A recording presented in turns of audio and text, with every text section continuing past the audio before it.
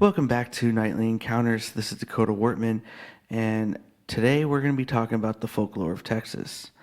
I feel that there is a lot of really cool stories out there all around Texas that I think should be shared. They're very interesting to me, at least, and if this does well, then I might do other states because I know there are a lot of states with their own type of folklore. So definitely want to check that out. And if this does well, I'll continue doing this, and I hope you guys enjoy bringing you the unknown one encounter at a time. So sit back, relax, and enjoy the show.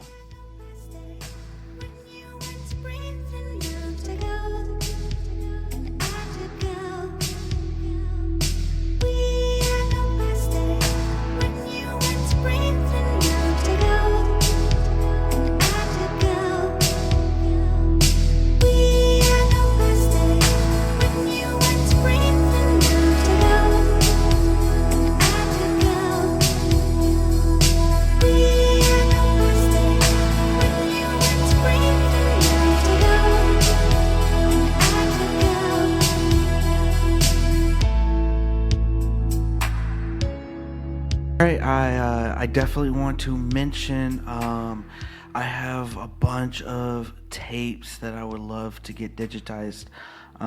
They are from a very good friend of mine.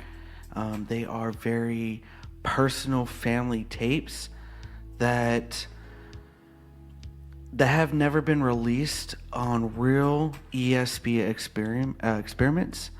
There were some government tapes in here, and it was dealt with government officials and everything like that. These are reel-to-reel tapes and cassette tapes, and they're very, very fragile. So if you can, please, I'm going to send, I have links everywhere. If you follow me on Instagram, Facebook, or wherever you get your podcast from, go ahead, please. If you can, donate some money so I can get those digitized. I feel that these experiments, I have over hundreds of tapes here, and I feel that these tapes are incredible. I really believe that in the bottom of my heart, and I really know that you guys would definitely enjoy this. So while I keep pumping out some content, I definitely want to try and ask for your guys' help. Anything works. I would be very appreciative. Thank you very much.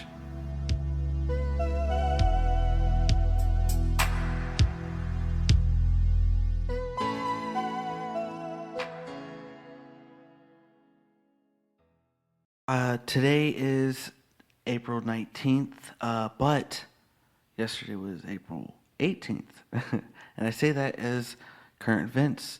I want to pull up one serious, one funny, and one weird current event for each each episode I do, just kind of like have fun with it at the same time, you know. The first one I found is the Americans now spend more on legal weed than on chocolate.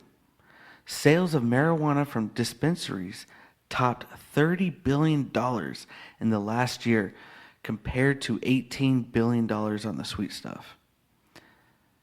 That is insane. Let me read a little bit further. This says Americans spent more money on legal weed last year than chocolate and craft beer combined after major changes to marijuana laws. Craft beer? What do you mean? See, to me, I'm a craft beer guy. I am not very much into, marijuana or anything. I know many of my friends do, but marijuana is just not for me. Yes, I do smoke cigarettes, and yes, I do drink beer, but I don't drink beer often. But when I do drink a beer, I drink a very dark beer. I enjoy it. I don't pound water beers or anything like that. Anyways, I think that's wild. That even chocolate, like no one, like chocolates sales are lower than marijuana. That's wild. Anyways, the amount spent by Americans on marijuana products annually has also surpassed sums spent on painkillers along with the craft beer. Whoa. Anyways, well, we got. I have another one for you guys today, around 4:33 p.m. This was updated on the New York Post. One person killed, five injured in New York City parking garage collapse. So one person was killed and multiple others trapped Tuesday after a parking garage collapse in Lower Manhattan, officials said. Shocking footage from the scene at 3537 Ann Street shows multiple cars on top of the concave roof as a woman is heard screaming, "Get out." At this time, the building is completely unstable, Mayor Eric Adams said during a press conference at the scene. I am actually, guys, I'm watching this footage right now as we speak and seeing all those cars tumbled is, wow, that is insane. Well, prayers to the families and the one person that passed away. We hope you guys get good or get better. That is very tragic news. Anyways. Okay, so this is going to be the last current event. This one actually was published. Let me see here. This was published 4/14/2023. The headline is Alien Motherships. Pentagon official floats a theory for unexplained sightings. So let's read this, shall we? The official in charge of secretive Pentagon effort to investigate unexplained aerial intrusions has co-authored an academic paper that presents an out-of-this-world theory. Recent objects could actually be alien probes from a mothership sent to study Earth. In a draft paper dated March 7th, Ken Kirkpatrick, head of the Pentagon's All-Domain Anomaly Resolution Office, and Harvard professor Avi Loeb teamed up to write that the objects, which appear to defy all physics, could be probes from an extraterrestrial parent craft. That is wild. It's unusual for government officials, especially those involved in the nascent effort to collect intelligence on recent sightings, to discuss the possibility of extraterrestrial life, although top agency officials don't rule it out when asked. After Loeb posted it online, the paper gained notoriety from a post on Military Times and has also circulated among science-focused news outlets.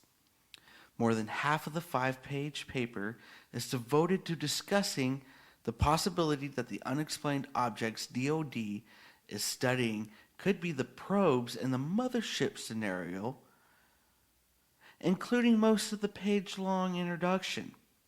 One section is titled The Extraterrestrial Possibility and another Propulsion Methods. The paper also explains that interstellar objects such as the cigar-shaped Oumuamua, that is a weird word, that scientists spotted flying through the galaxy in 2017 could potentially be a parent craft that releases many small probes during its close passage to Earth. The paper goes on to compare the probes to dandelion seeds that could be separated from a parent craft by the sun's gravitational force. It examines the physics of how the smaller craft could move through the Earth's atmosphere to reach the surface, where they could be spotted by humans. The paper notes that the probes could use starlight to charge their batteries and the Earth's water to fuel. It also speculates on the motive of aliens.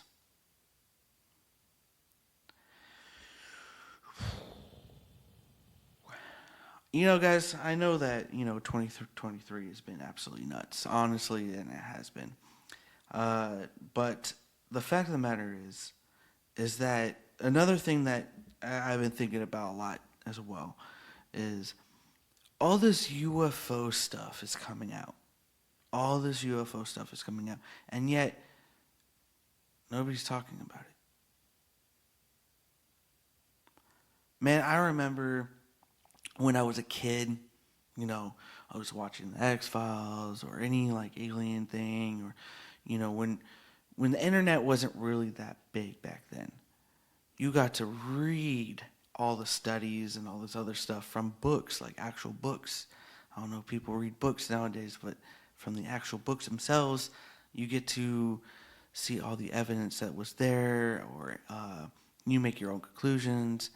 Now, with the UFO phenomena going on right now, I don't know if this is a distraction. I don't know what's going on.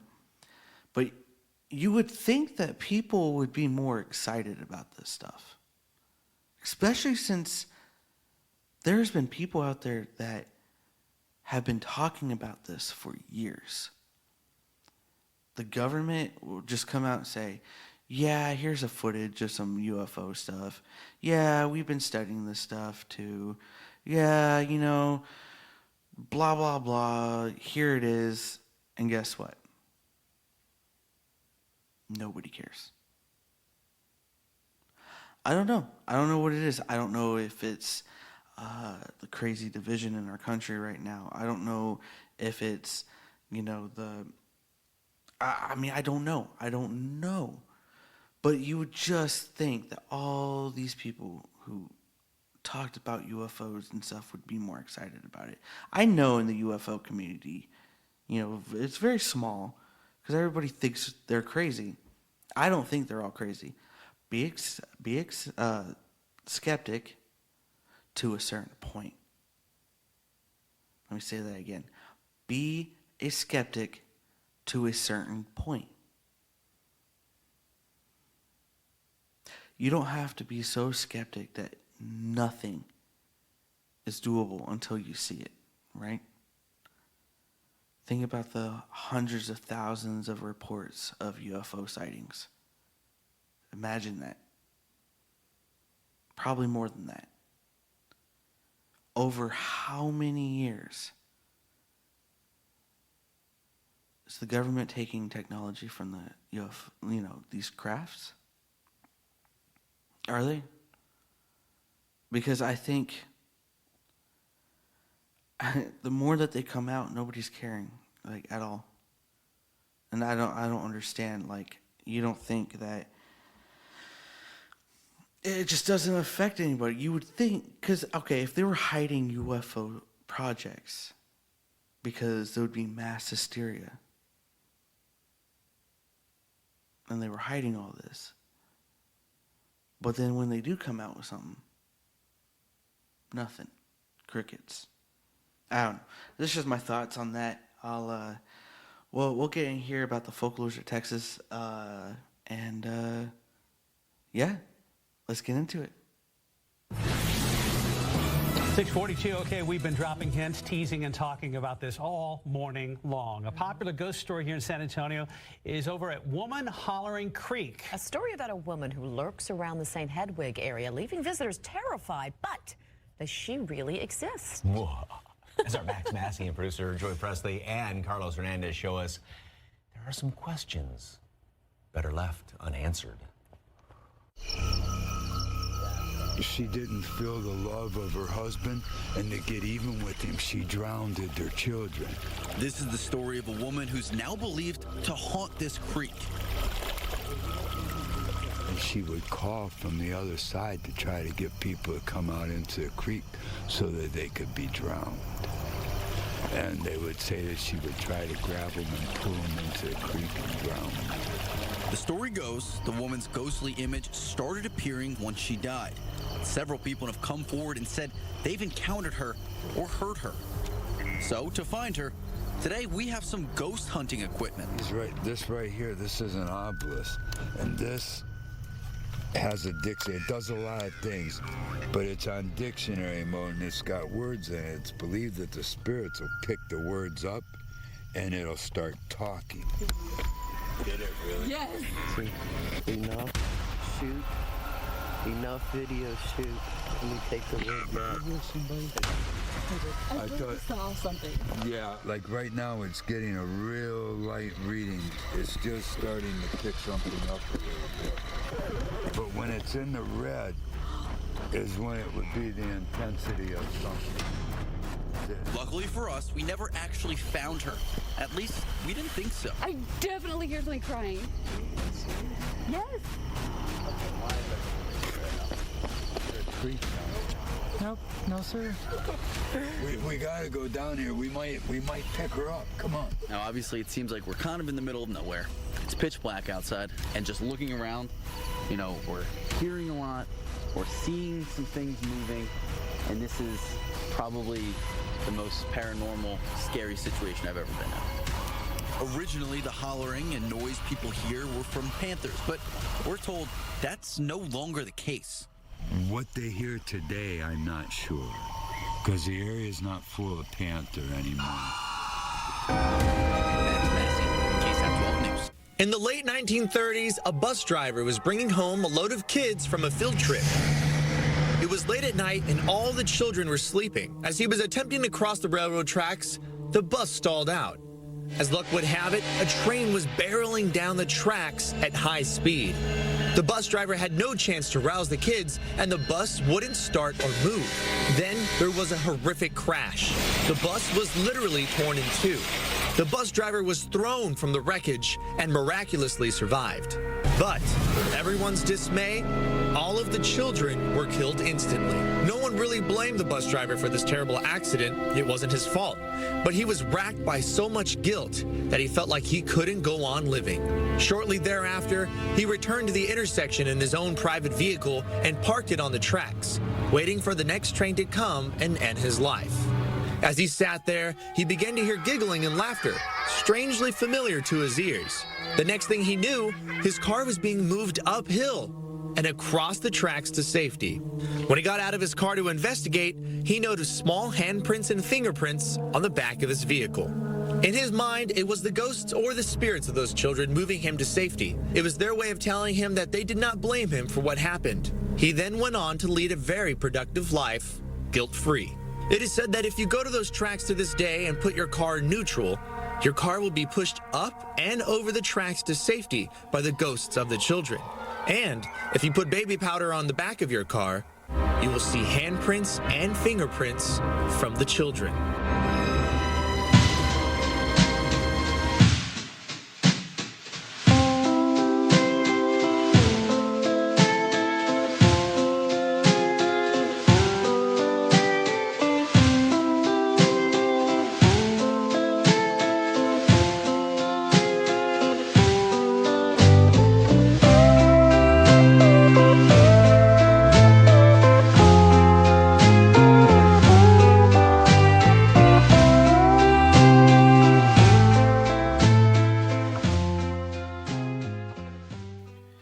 All right, the folklore of Texas. Texas is a state with rich and diverse cultural heritage, and its folklore is no exception. The folklore of Texas has been shaped by a variety of cultural groups, including Native American tribes, Spanish explorers, and Anglo settlers. Each group has contributed its own unique stories, legends, and beliefs to the folklore of Texas, creating a tapestry of stories that reflect the state's history, culture, and identity. One of the earliest and most influential groups in Texas history were the Native American tribes, who lived in the region for thousands of years before European contact. But these tribes, including the Comanche, Apache, and Chiricahua, had their own rich traditions of storytelling and folklore. Many of their stories were passed down through oral traditions and revolved around the natural world with tales of powerful spirits and animals. First off is Davy Crockett. Davy Crockett was a frontiersman and I can't even say that, I'm so sorry, politician who played a prominent role in the Texas Revolution. Crockett was known for his legendary marksmanship and his exploits in hunting and trapping, which became the basis for many tall tales and legends. One of the most famous legends about Davy Crockett is the story of his fight with a bear. According to the legend, Crockett encountered a bear while out hunting and was able to wrestle it to the ground and kill it with his bare hands. Pesco's Bill. Pesco's Bill is a cowboy said to have been raised by coyotes and able to tame any wild animal with ease. I don't know if it's Pecos or Pico's Bill, but you know what? I'm going to say Pico's, all right?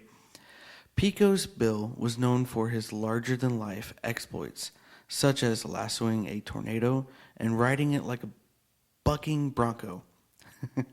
One of the most famous stories about Pico's Bill is the tale of how he created the Rio Grande. According to the legend, Pico's Bill was out riding one day when he saw a beautiful woman named Sirena drowning in the river. He dove in to save her, but as they swam to shore, a giant catfish swallowed them both. Pico's Bill was able to fight his way out of the catfish's belly, but Sirena was lost forever. To honor her memory, Pico's Bill created the Rio Grande by dragging his cowboy boots through the mud. That is a cool story. I'm not going to lie. Can you just imagine you're just making the Rio Grande with your boots? That'd be insane. Anyways, such a cool story. I absolutely love that one. I don't know why. I just do. All right. The Chupacabra. Yeah, the Chupacabra. Everybody's heard the Chupacabra. Well, it's big in Texas, you know. The Chupacabra is a creature said to roam the Texas countryside, killing livestock and draining their blood. The blood of the Chupacabra, or the story of the Chupacabra, sorry about that, originated in Puerto Rico, but has since spread throughout Latin America and into Texas. According to legend, the Chupacabra is a small bipedal creature with spines along its back and glowing red eyes. Its name means goat sucker, as it is said to primarily target goats and other small livestock. They're just mangy puppies. I don't know. I've always thought about that. I was like, yeah, they're probably just mangy puppies. Probably down in the downtown San Antonio somewhere. La Llorona. La Llorona is a ghostly figure said to haunt the banks of the Rio Grande. According to the legend, La Llorona was a beautiful woman who drowned her children in the river out of jealousy for her husband's affections. She was said to wander the riverbank, crying out for her lost children and dragging unsuspecting victims into the water. The story of La Llorona has roots in Spanish and Mexican folklore, but has become a popular tale in Texas and other parts of the United States as well. And if you guys haven't heard of La Llorona, I mean, there's a movie out there already, so it's all right. It's a good movie. It's a good watch. It's not like something I'll watch again. I don't think it's actually terrifying. I think it's pretty Hollywood out. But, you know, go check it out if you want to know who and what La Llorona's tale is or whatnot. It's pretty cool. All right, the next one is Haunted Railroad Tracks, which you've heard the clips from the beginning. That was an actual San Antonio clip from KSAT or whatnot. But the Haunted Railroad Tracks in San Antonio are said to be the site of a tragic accident involving a bus full of children. According to the legend, the bus stalled on the tracks and was hit by a train, killing all of the children on board. The ghosts of the children are said to still haunt the tracks today, pushing cars that stop on the tracks over the crossing to safety. Many visitors to the site report feeling a sense of unease and hearing the sounds of children's laughter. Okay, so I actually went and, because I'm a filmmaker, I went and shot a music video over there about a couple years ago. I think, in my opinion, as a skeptic, I believe that there is. I think there is, I don't know, a curve, kind of like a bump of something that makes your car kind of move like that. I don't really think that there's ghost children out there. Sorry to burst your bubbles. I went there personally. We looked silly. We put the the stuff on the back of the car. Nothing happened. I feel that it was a very silly thing to do. But if you guys want to, go ahead and go check it. I think it's kind of cool. And if you do see something crazy, tell me about it. I would love to hear that story. If you have a story that this actually happened to you, my mind is very open and I would love to hear it.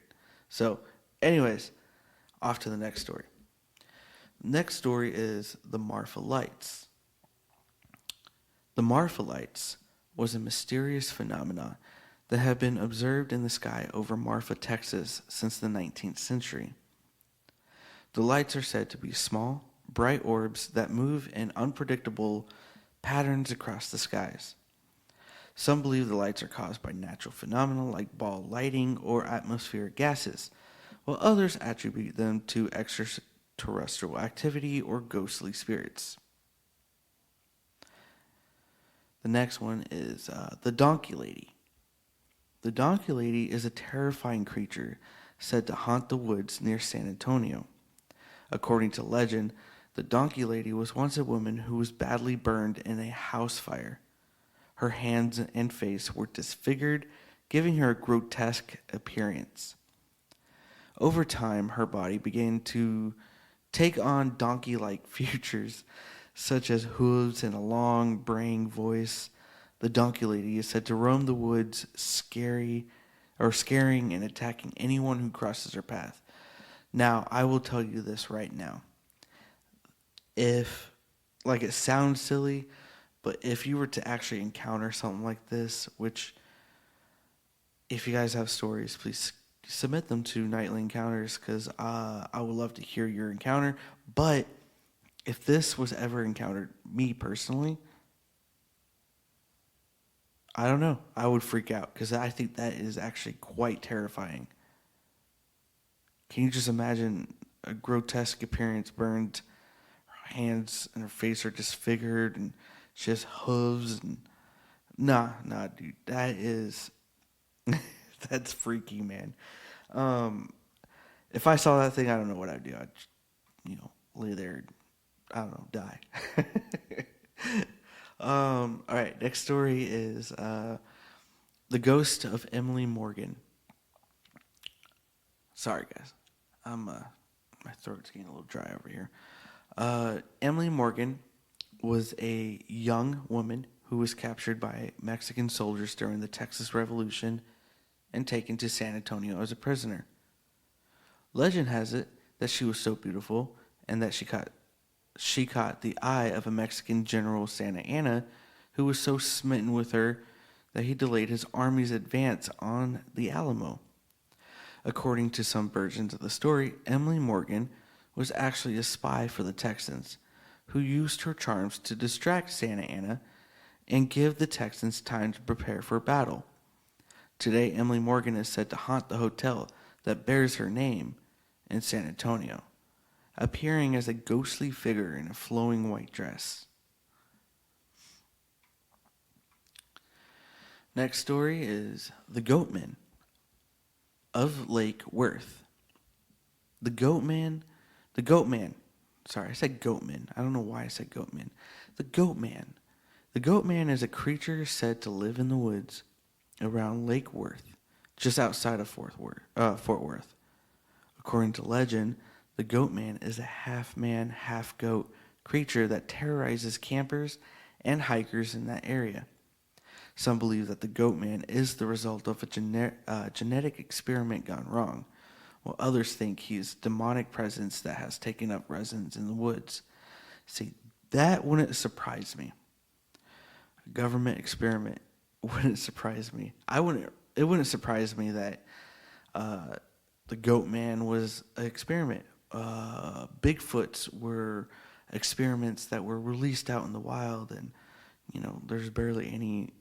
There's so many theories out there, but what if what if the creatures that we know and love, to tell these stories about, that we experience these encounters, what if they are? What if they're all experiments from the government? See, that would be not surprising. Anyways, the Bigfoot of Texas. Bigfoot, also known as Sasquatch, is a legendary creature said to inhabit the woods and forests of North America. There have been numerous sightings of Bigfoot in Texas over the years, with many people reporting encounters with a large hairy creature that stands upright and walks on two legs. While there is no concrete evidence to support the existence of Bigfoot, the legend persists and continues to fascinate believers and skeptics alike. Government. Anyways, the next one is the ghost. Hold on, let me move my chair around. I have a very squeaky chair, by the way. All right, so the next one is the Ghost Road of Cato Lake. The Ghost Road of Cato Lake is a stretch of road in East Texas that is said to be haunted by the ghost of a family who died in a car accident. According to legend, if you drive down the road at night with your headlights turned off, you will see the ghostly apparitions of the family's car crash in front of you. No, thank you. The Haunting of Menger Hotel. I think that's how you say it, Menger. Or is it Menger? Menger Hotel. I'm going to say Menger. The Menger Hotel is a historic hotel located in downtown San Antonio. It is said to be haunted by a number of ghosts, including Teddy Roosevelt, who recruited his Rough Riders at the hotel during the Spanish-American War. Guests have reported seeing apparitions of soldiers, a Victorian lady in a blue dress, and even the ghost of Sally White, a chambermaid, who was murdered in the hotel in the 1800s. Woo! The Headless Horseman of Bernie. Okay, I actually live in Bernie area, by the way. And I never knew that this folklore even existed until I did some of this research. This is absolutely mind-blowing. The Headless Horseman of Bernie? The Headless Horseman of Bernie, Texas, is a ghostly figure that is said to ride through the streets of the small town of Bernie, just north of San Antonio. According to legend, the Headless Horseman was a Confederate soldier who was beheaded during the Civil War. Now his ghost is said to haunt the town, searching for his missing head. Why did nobody tell me this? How come I never heard of this? This is wild. Anyways, the Jersey Devil of Texas. The Jersey Devil is a legendary creature said to inhabit the Pine Barrens of New Jersey. But there have been reports of sightings in Texas as well. The creature is described as a large winged beast with a horse-like head and a cloven hooves. Some believe that the Jersey Devil is a demonic entity, while others think it's a unique and undiscovered species. No. It's either a government experiment gone wrong, or that is, I don't know what that is. That's weird. The Jersey Devil. That's freaky. Obviously, we can't go wrong with the Ghost of Alamo. The Battle of the Alamo, fought in 1836, is one of the most famous events in Texas history. It is said that the ghosts of the soldiers who died in the battle still haunt the historic site today. Of course, visitors have reported seeing apparitions of soldiers, hearing unexplained footsteps and voices, and feeling an eerie presence throughout the grounds. Oh, I bet. I've been to the Alamo multiple times. that whole area is very historical, very what do you call it? A lot of history, I could say. A lot of it's pretty crazy, especially if you roam around at night. You can see how kind of like these old hotels and all this other stuff, they have like this green light tint to it, and then they'll turn yellow and then green, like kind of like a spooky-ish color. I don't know. That's just me. All right. Well, the next one is the Legend of El Muerto. The Legend of El Muerto is a spooky tale that takes place in the town of Anson, Texas. According to legend, a man named Vidal had an affair with a married woman named Julia.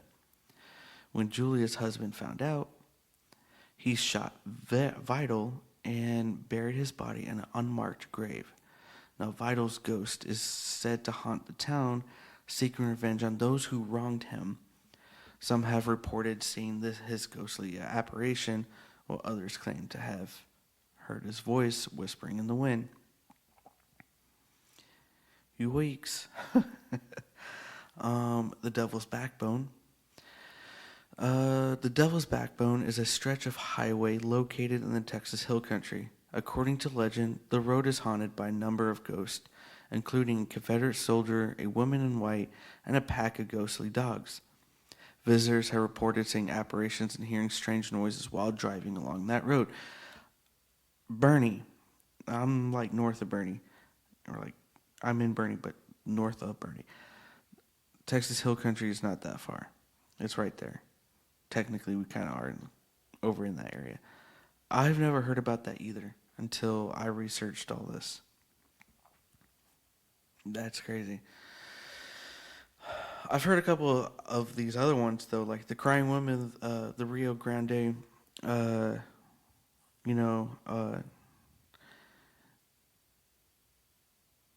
it's...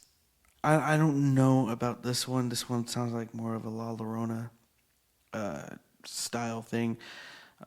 This is called The Crying Woman of the Rio Grande.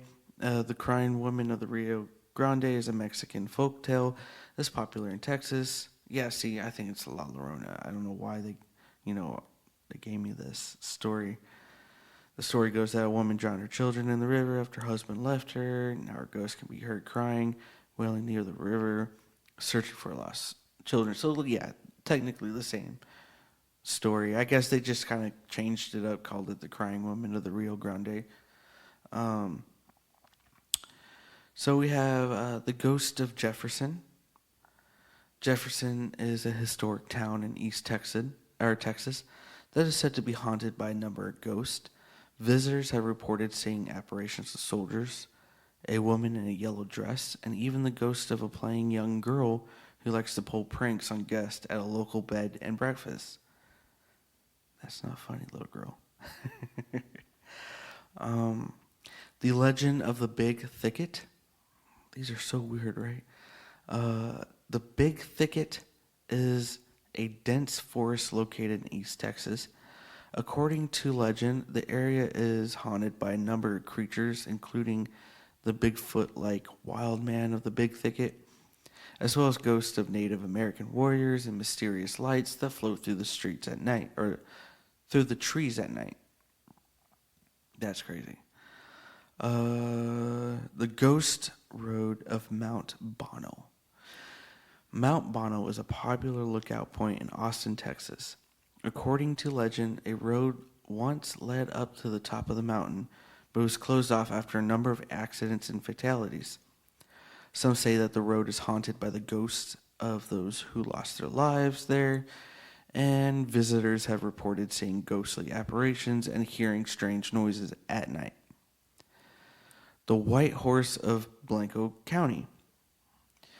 The White Horse of Blanco County is a legend from Central Texas.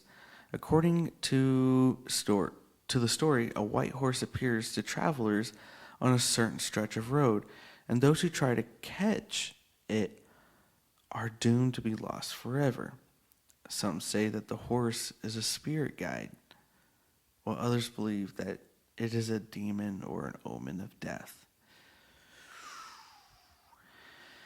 That's crazy. I mean, I don't know what you would make of a white horse apparition. I mean, usually white is like means purification, right? Like it means innocence or I mean, white is opposite of black, dark and light kind of thing. Would you what I mean, what do you guys think? Would you think it would be a demon or an omen of death? I don't know about a spirit. I mean, is it a spirit guy? That's you would think, right? Like an apparition of a horse. I don't know. See, I've never experienced that kind uh, of apparition of a white horse ever, so I wouldn't even know. Anyways, we're gonna go down to the Screaming Bridge. This is the last one. I know there's hundreds more of folklore all around Texas. I just wanted to kind of give out just a few of the ones that are pretty popular around this area, like in all of Texas. The very well-known ones, and kind of some of the ones I've never heard before as well. Just kind of giving you an idea what kind of stories there are out here in Texas. I definitely want to try to, look into folklores of each state. I think that would be kind of cool. I don't know if anybody else has done that before or not, but I think I want to look into that. I think that, to learn all this stuff is kind of crazy, Well, anyways, I'm going to say the last two ones. So the last two are the Devil's Hole. The Devil's Hole is a legendary location in West Texas that is said to be a gateway to hell. According to the story, the hole is a bottomless pit that is haunted by the devil himself, who is said to appear to those who venture too close. Visitors have reported feeling a sense of unease and dread when near the hole. No, thank you. See, I've never even heard of these before. The Screaming Bridge, and I live here in Texas. Like, I live just north of San Antonio, so this is weird to me. The Screaming Bridge. The Screaming Bridge is a legend about a bridge in Arlington that is said to be haunted by the ghost of a woman who died there. According to the story, the woman was killed by her husband. Now her ghost screams at night, warning others of the danger. Visitors are reporting hearing her ghostly cries and seeing her apparition in sight.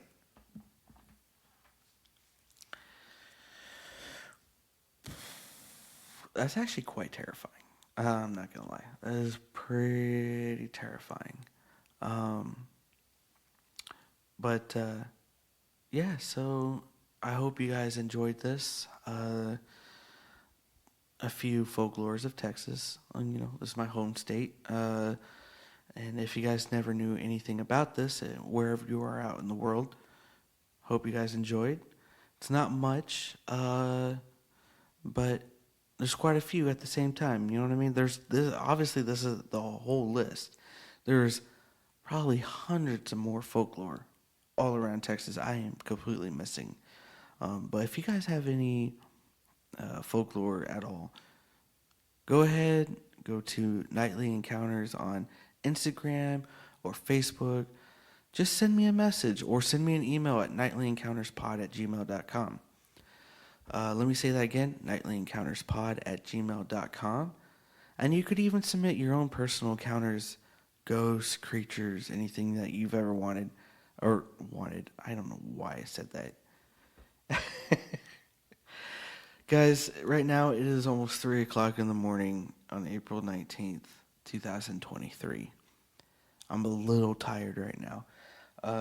But again, if you want to send me an email, nightlyencounterspod@gmail.com. If you want to write out your whole story of any encounters you've ever had. If you know somebody that's had an encounter, please reach out. I've been kind of dry on my end. I'm going to be continuing a bunch of other stuff with Nightly Encounters while I try to hopefully get some fundraising for these tapes I have. I have like literally about 100 reel-to-reels and cassette tapes for the tapes of Mary Lee, which were ESP experiments back in the 1970s. So I definitely hope you guys can help me out with that, because I would love to share that with y'all. It's never been released to the public ever.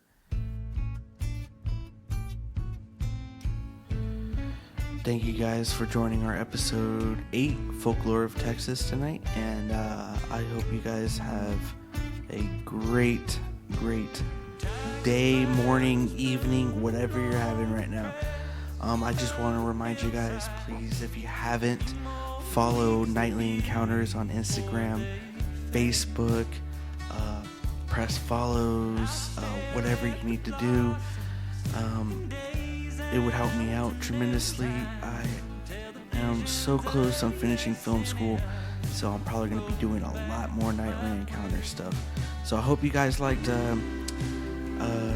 my Halloween special from last year, and obviously a lot of people liked the Illuminati stuff, so I'm continuing with that Illuminati stuff. So if you like it, please join our group, and you guys have a great night.